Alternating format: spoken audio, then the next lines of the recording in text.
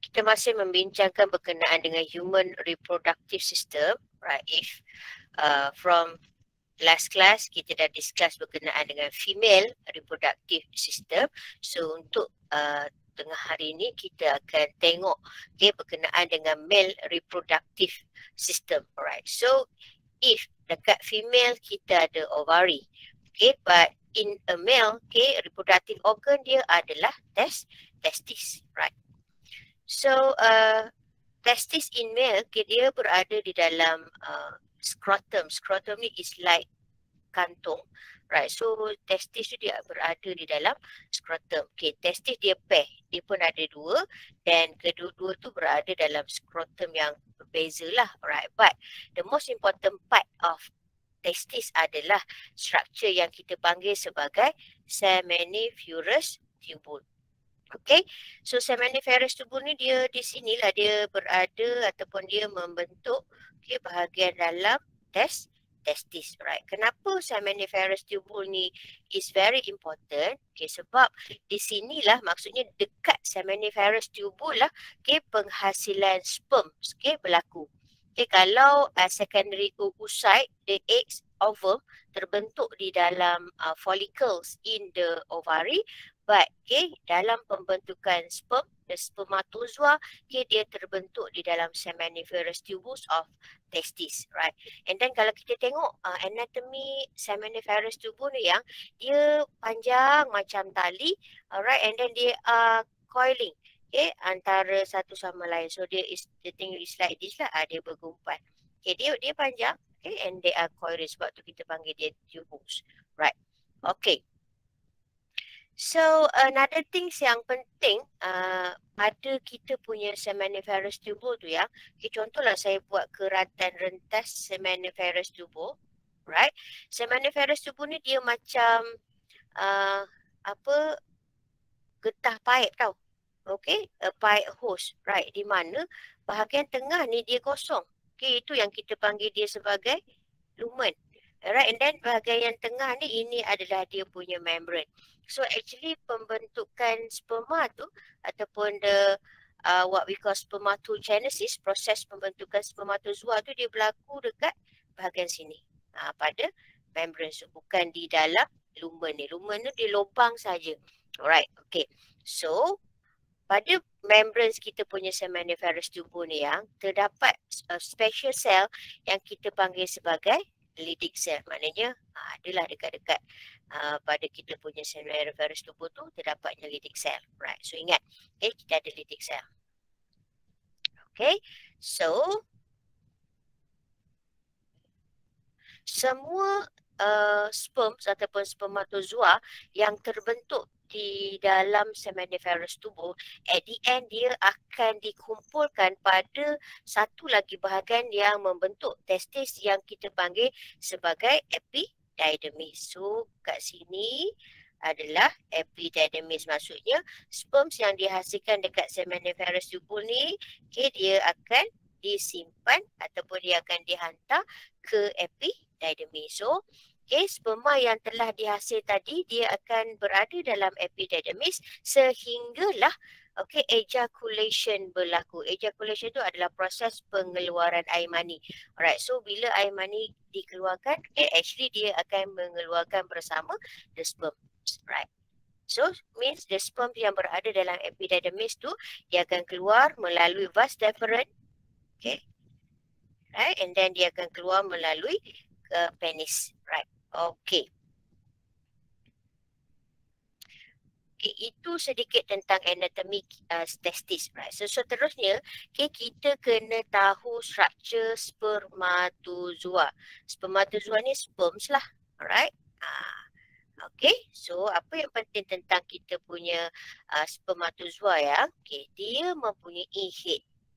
Ini bahagian atas tu adalah head, kepala dia. Apa yang ada dalam head ni, terdapatnya haploid nucleus. Kenapa haploid nucleus? Sebab sperm adalah gamet. Right? Okay, so itu head yang penting. Kemudian dekat bahagian head ni, Okay, contoh macam helmet dia tu, okay, ada struktur yang kita panggil sebagai akrosom. Okay, yang pentingnya tentang akrosom ni yang dalam akrosom ni ada sejenis enzim yang kita panggil sebagai hyaluronidase enzim. Di mana enzim ni sangat penting masa proses fertilization nanti. Nanti kita akan bincang macam mana sperm boleh enter kita punya secondary oocyte dengan bantuan hyaluronidase enzim. So sekarang ni you all kena tahu setiap sperm ada head dan di bahagian atas head dia tu dia punya helmet kita ada akrosom. Okay, apa yang penting tentang akrosom? Okay, dia mengandungi enzim hyaluronidase. Right. Okay, then dekat bahagian bawah kepala tu ada neck. Ni neck lah sini. Right. Okay, neck tu menghubungkan head dengan bahagian midpiece. Okay, midpiece tu kat sini. Right, bahagian sini. Maknanya antara midpiece dengan head, kita ada neck. So, apa pentingnya midpiece ni pula yang? Dalam midpiece ni kita akan tengok bahagian tu mengandungi banyak mitokondria. Alright, apa kepentingan mitokondria yang berada di dalam midpiece tu? Right, mitokondria tu seperti kita tahu dia akan menghasilkan ATP kan. So ATP yang dihasilkan dekat midpiece tu oleh mitokondria dekat midpiece tu sebenarnya akan digunakan untuk menggerakkan flagella ni ya. Echo ni yang kita panggil tail ni. Okay, menggerakkan echo kita punya sperms. Okay, maknanya kalaulah mitokondria tu tidak menghasilkan ATP, tail ni tidak boleh nak flipet, nak bergerak. Sebab sperma ni, the spermatozoa ni dia tak ada tangan nak swim, tapi dia bergerak dengan flipping of the tails, right? So that's why, untuk dia bergerak tu dia memerlukan ATP yang dibekalkan oleh mitokondria dekat midpiece, right? So itu sedikit tentang struktur sperm yang kita kena tahu. Okey ya. Okey, seterusnya perkara yang kita kena tahu dalam male reproductive system ni adalah rules hormon dalam proses spermatogenesis. If kita ada progesteron, kita ada estrogen, kita melibatkan gonadotropin releasing hormone, melibatkan follicle stimulating hormone, luteinizing hormone dalam female reproductive system, right? So dalam male reproductive system juga kita melibatkan hormon GnRH. Kita juga melibatkan hormon FSH. Kita juga melibatkan hormon LH. Tetapi the male hormon yang paling penting dalam male reproductive system adalah hormon yang kita panggil sebagai testosteron. Right. Male testosteron. Tapi kalau female kita ada progesteron dengan estrogen. Alright. So kita nak tengok apa related antara hormon-hormon yang terkandung di dalam male reproductive system ni. Okay. So kisah dia bila you all sampai age puberty, kalau perempuan semalam umur 12 tahun, 13 tahun, kalau lelaki, most of them is umur 13 dan 14.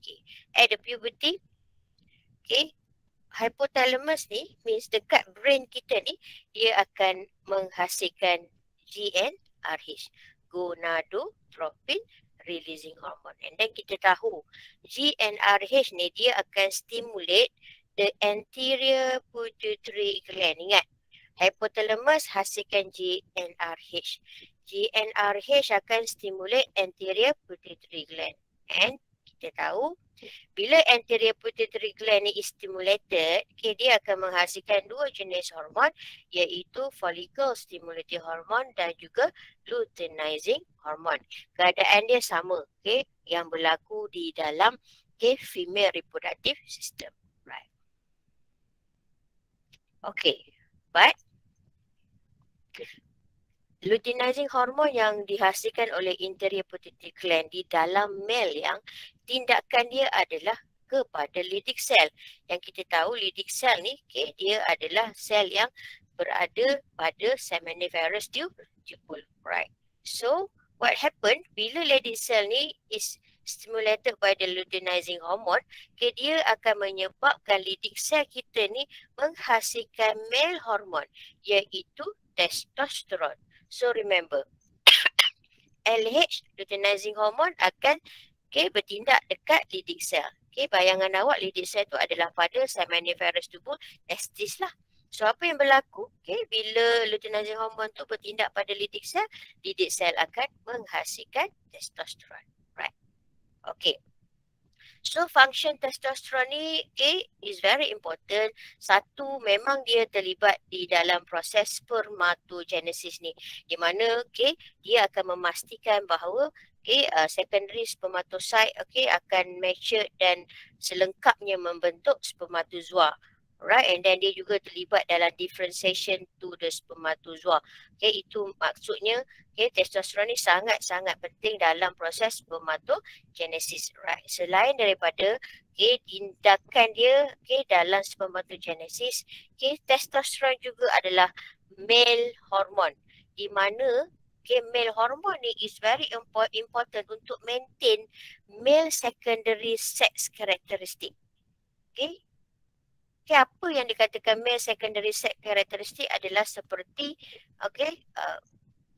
tumbuh jambang, tumbuh misai, alright, suara tu jadi garau, alright, and then muscle badan akan jadi lebih maskulin, pertumbuhan sedikit bulu-bulu pada badan, alright. Itu yang dikatakan male secondary sex. Sebab kalau badan seseorang tu kurang testosteron, so dia akan menyebabkan secondary sex karakteristik ni tidak seperti yang sepatutnya pada seorang lelaki. Alright. Itu kepentingan testosteron dalam spermatogenesis dan di dalam develop and maintain the secondary sex karakteristik. Right. Right. So seterusnya kita nak tengok apa yang follicle stimulating hormone ni, FSH ni, buat pula. Kalau tadi LH stimulate Leydig cell untuk hasilkan testosteron. Tetapi in case of follicle stimulating hormone yang dia akan bertindak pada Sertoli cell. Alright. So sebenarnya Sertoli cell ni juga adalah antara sel yang ada pada kita punya seminiferous tubuh dekat testis selain daripada Leydig cell. Cuma function dia tak sama. Kalau Leydig cell tadi dia menghasilkan testosteron, but Sertoli cell ni dia punya function, dia akan menghasilkan nutrien yang diperlukan oleh sperm ketika proses spermatogenesis. Right. Dan selain daripada tu, Sertoli cell juga akan menghasilkan sejenis hormon yang kita panggil sebagai inhibin. Di mana hormon inhibin ni dia akan memberi kesan reducing of secretion of follicular stimulating hormone dalam keadaan tertentu. Nanti kita akan tengok bagaimana inhibin ni dia boleh menyebabkan reducing of FSH secretion melalui negative feedback. Right. Negative feedback of testosterone juga boleh terbentuk di mana testosterone ni akan memberi negative feedback directly kepada hypothalamus dan juga anterior pituitary gland, di mana alright, negative feedback yang diberikan oleh testosterone kepada hypothalamus dengan anterior pituitary gland ni akan menyebabkan perubahan kepada penghasilan GnRH dan juga follicle stimulating hormone and the luteinizing hormone. So, macam mana testosteron ni boleh memberikan negative feedback? Right.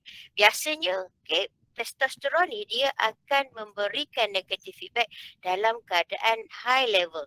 Maknanya bila Leydig cell ni menghasilkan testosteron and continuous menghasilkan testosteron sehinggalah kandungan testosteron dalam badan lelaki tu is high. So dalam keadaan itulah testosteron akan memberikan negative feedback kepada hypothalamus dan juga anterior pituitary gland. So how? Negative feedback kepada hypothalamus akan menyebabkan hypothalamus kita reduce penghasilan GnRH.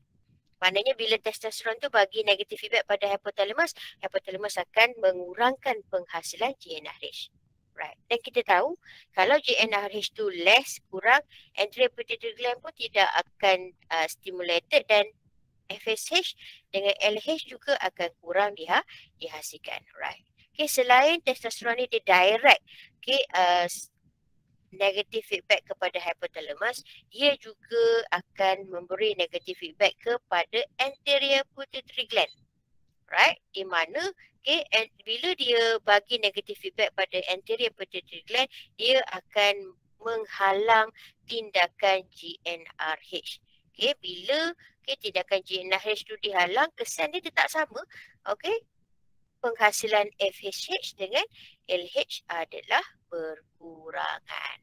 Alright, so sebab itu dalam keadaan high level of testosterone akan memberikan negative feedback kepada hypothalamus dan juga anterior pituitary gland. Kesan akhirnya adalah pengurangan penghasilan FSH dan juga luteinizing hormone. Right. So itu adalah antara macam mana hormon-hormon yang terlibat di dalam ataupun hormon-hormon yang ada di dalam male reproductive system bertindak dalam regulation of spermatogenesis. Right. Okay. Right. So follicle stimulating hormone juga akan memberikan negative feedback. Tadi testosteron, right? Okay, the thing is like this. Bila spermatogenesis tu dah berlaku dan mungkin dah lengkap berlaku, right? Setolis sel ni, dia akan menghasilkan hormon yang kita panggil sebagai inhibin. Right. So di mana inhibin ni, dia akan memberikan negative feedback kepada anterior pituitary gland. Maknanya, kalau testosteron memberi negative feedback kepada hypothalamus dan anterior pituitary gland, inhibin juga akan memberikan negative feedback kepada anterior pituitary gland. Dan kesan dia pun sama, akan mengurangkan penghasilan FSH. Right. Itu kesan inhibin kepada penghasilan FSH. Bila kadaran penghasilan sperma ataupun proses spermatogenesis tu dah agak tinggi dalam badan seorang lelaki. Right. Okay, so ini gambaran lah apa yang berlaku ataupun macam mana hormon tu merules dalam spermatogenesis. Right. Okay. Kalau dalam female yang kita ada oogenesis, means pembentukan secondary oocyte. So di dalam male, kita ada proses yang kita panggil sebagai spermatogenesis. Di mana spermatogenesis ni adalah proses penghasilan spermatozoa. Spermatozoa ni adalah sperm lah. Right. So spermatogenesis ni sama macam oogenesis, dia melibatkan series of cell division. Dia melibatkan proses mitosis dan juga proses meiosis. Right. Cuma dia berlaku di dalam seminiferous tubule kedua-dua testis. Mana kedua-dua testis akan mengalami proses spermatogenesis untuk menghasilkan spermatozoa.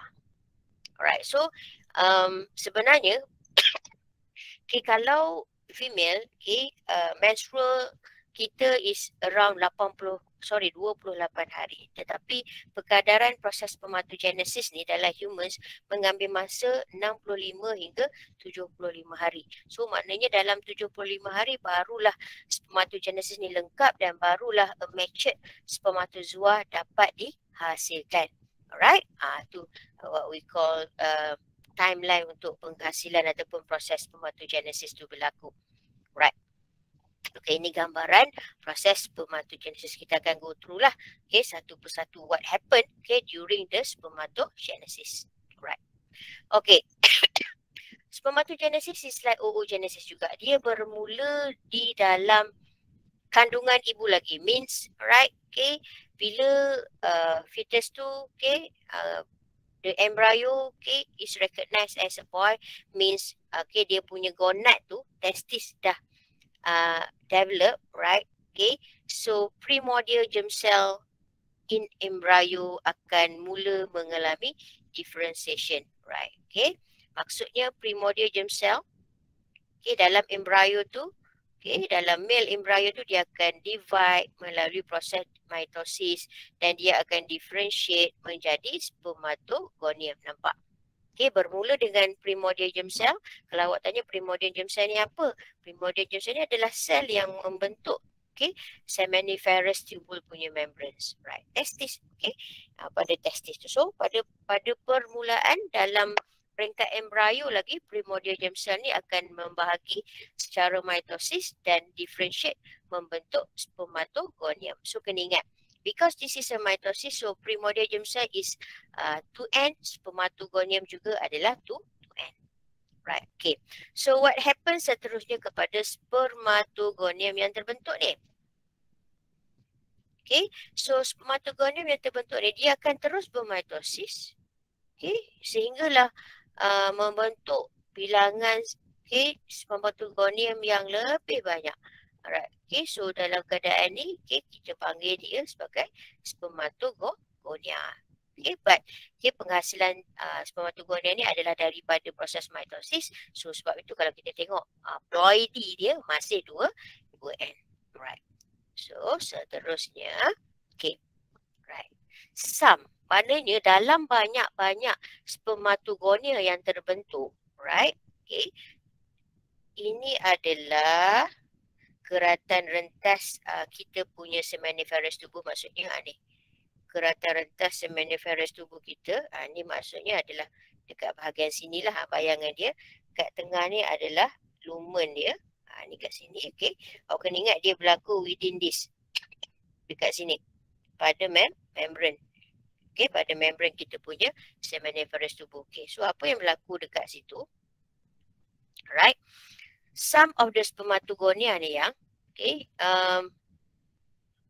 dia akan berada pada basement of the seminiferous tubule. Okay, for further sperm production. Okay, dia akan menghampiri basement tu bahagian bawah kan. Okay, the seminiferous tubuh punya basement. Right. So apa yang berlaku? Okay, yang some of the spermatogonia tu dia akan terus membentuk sperm, tetapi yang lain tu dia akan grow, enlarge and differentiate menjadi primary spermatocyte. Okay, maknanya dalam banyak-banyak spermatogonia tu, okay, ada yang akan grow menjadi primary spermatocyte dan ada yang masih kekal dekat membrane kita punya seminiferous tubuh. Okay. So sekarang ni, okay, keadaan dia daripada spermatogonia, okay, dia akan grow, dia akan enlarge, dia akan what we call differentiate menjadi primary spermatocyte. Nampak? Daripada primordial germ cell, dia jadi spermatogonium, right? And then dia bermitosis lagi jadi banyak, dia membentuk spermatogonia, right? And then spermatogonia, okay, dia membesar, enlarge and differentiate menjadi primary spermatocyte. Okay, primary spermatocyte masih lagi dalam keadaan diploid, right? Okay, so next, what happened kepada primary spermatocyte? Okay, seterusnya, okay, primary spermatocyte akan mengalami meiosis 1. Kalau tadi semua mitosis kan? So, bila primary spermatocyte ni terbentuk, dia akan mengalami meiosis 1. Okay, di mana hasil daripada meiosis 1 tu, kalau kita tengok gambar ni, nampak dia akan hasilkan 2 secondary spermatocyte.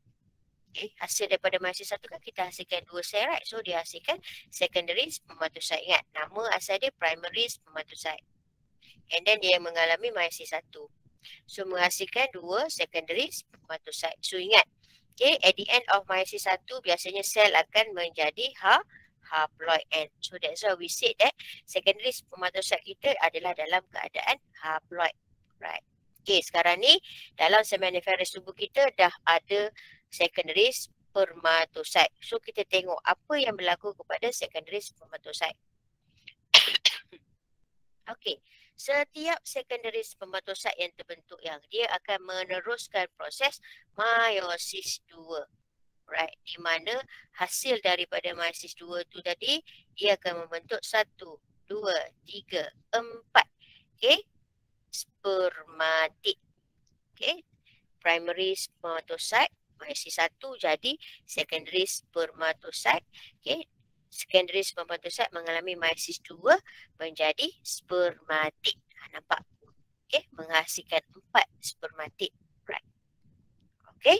So pada peringkat awal, kalau kita tengok gambar ni yang keempat-empat spermatid tu masih lagi macam berhubung antara satu sama lain. Means belum lagi berada dalam keadaan spermatozoa yang single macam tu. Right. So actually spermatid ni dia akan mengalami proses spermiogenesis. Di mana spermiogenesis ni dia akan menyebabkan spermatid tu jadi macam lebih what we call lebih mature, okay, lebih orang kata spesifik, alright, yang kita panggil sebagai sperm ataupun spermatozoa. Maknanya daripada spermatid tadi tu, okay, dia akan mengalami spermiogenesis, proses spermiogenesis ni untuk menjadi matured spermatozoa, okay, ataupun untuk menjadi sperm. Alright, so sekarang ni, okay, proses ni sebenarnya dia berlaku daripada atas ni ke bawah. Right? Maknanya daripada bahagian atas seminiferous tubuh membran kita ke lumen, ke bahagian tengah ni. So sebab itu nanti matured spermatozoa yang ni, yang terbentuk ni, dia akan berada di dalam lumen. Ni. Right. So pergerakan dia nanti adalah merentasi lumen seminiferous tubuh kita yang kita tahu, okay, dia akan disimpan di dalam epididymis.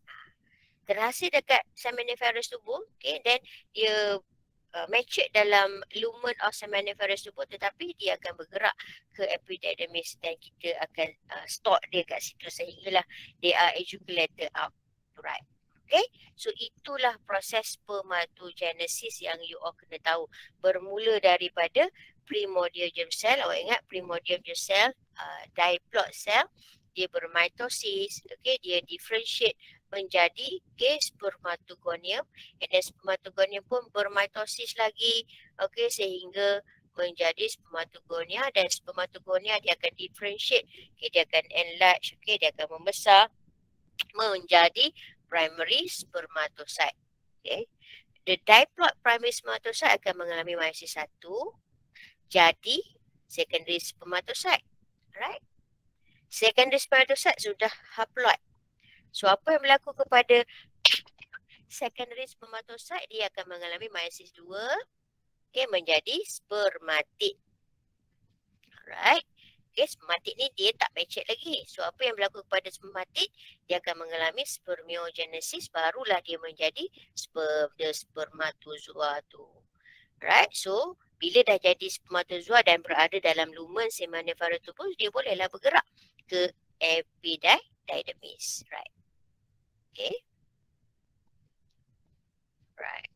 Okay. So bila ejaculation berlaku, okay, barulah the spermatozoa tu akan keluar bersama semen, okay, sebagai air mani melalui vas deferens dan keluar daripada badan seorang lelaki tu. Right. Okay, so itu semua tentang male reproductive system yang you all kena tahu. Yang pertama, kenalah tahu sedikit tentang anatomy, testis, kena tahu structure spermatozoa, sperm kita, dan yang ketiga you all kena tahu tentang proses spermatogenesis, means proses penghasilan kita punya spermatozoa. And then one thing, okay, you all juga kena tahu rule of hormone, okay, macam mana tindakan GnRH, FSH, luteinizing hormone, okay, dalam kepada proses spermatogenesis, okay, dalam penghasilan the testosterone, the male hormone yang penting lah, okay, dalam proses spermatogenesis. Okay, ya.